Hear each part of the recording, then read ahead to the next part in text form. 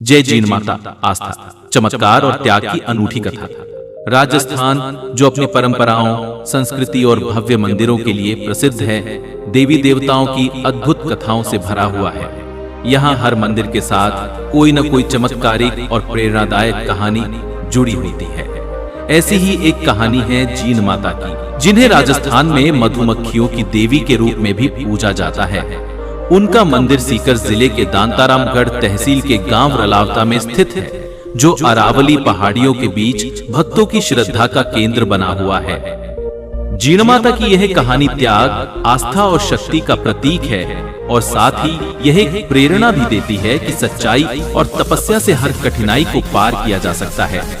इस कथा को विस्तार से जानने के लिए आइए हम उनके जीवन की अद्भुत यात्रा पर चलते हैं।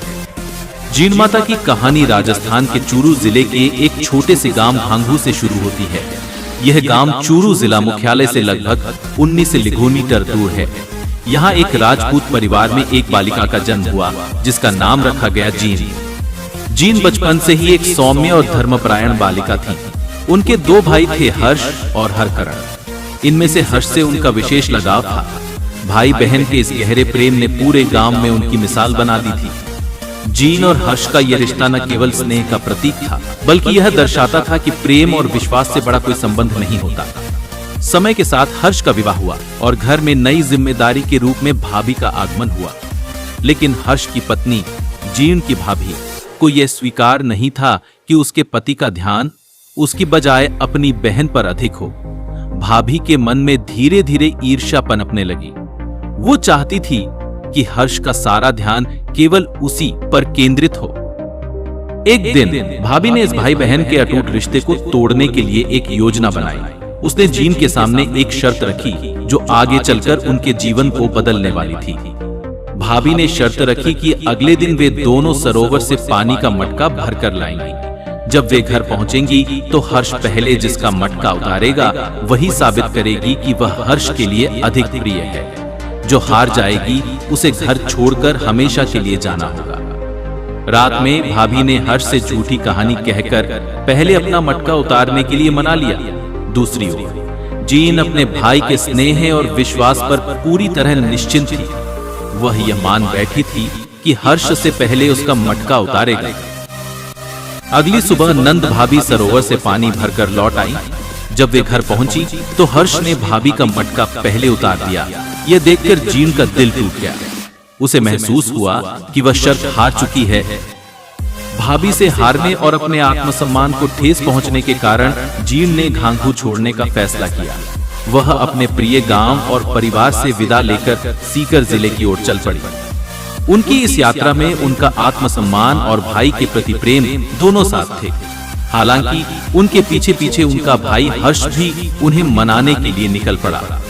जीन और हर्ष की यह यात्रा उन्हें सीकर जिले के गांव रलावता तक ले आई। यहाँ जीन ने भाई को भाभी की चाल और सच्चाई के बारे में बताया। जब हर्ष ने यह सुना तो उसे अपनी गलती का एहसास हुआ। उसने जीन से माफी मांगी, लेकिन जीन ने घर लौटने से इनकार कर दिया। जीन ने रलावता के पास दुर्गा माता की उपासना शुरू कर दी।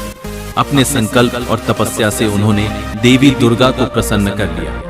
दूसरी ओर हर्ष ने पास की पहाड़ी पर जाकर भैरव की साधना शुरू कर दी। समय के साथ जीन ने शक्ति का रूप धारण किया और देवी बन गईं।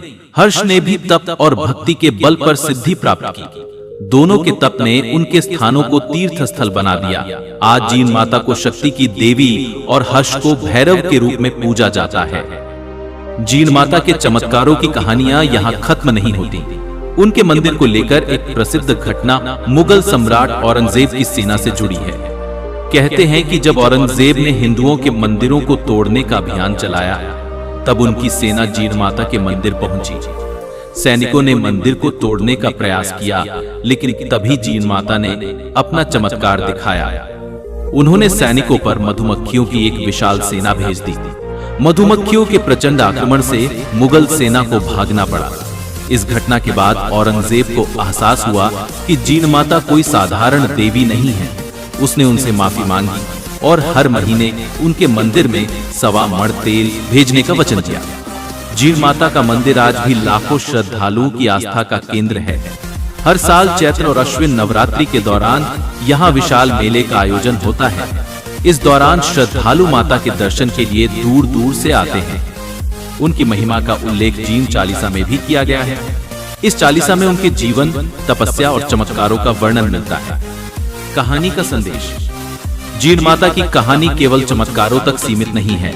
ये कहानी हमें सिखाती है कि सत्य, त्याग और तपस्या से हर कठिनाई को पार किया जा सकता है। यह प्रेरणा देती है कि आत्मसम्मान और आस्था के बल पर कोई भी अपने जीवन को ऊंचाई पर ले जा सकता है। यदि यह कथा आपको पसंद आई हो तो इस वीडियो को लाइक करें, चैनल को सब्सक्राइब करें और कमेंट में जय जीन माता लिखें। हम आपके साथ ऐसी ही और कहानियां साझा करते रहेंगे। अगले वीडियो में फिर मिलेंगे। धन्यवाद।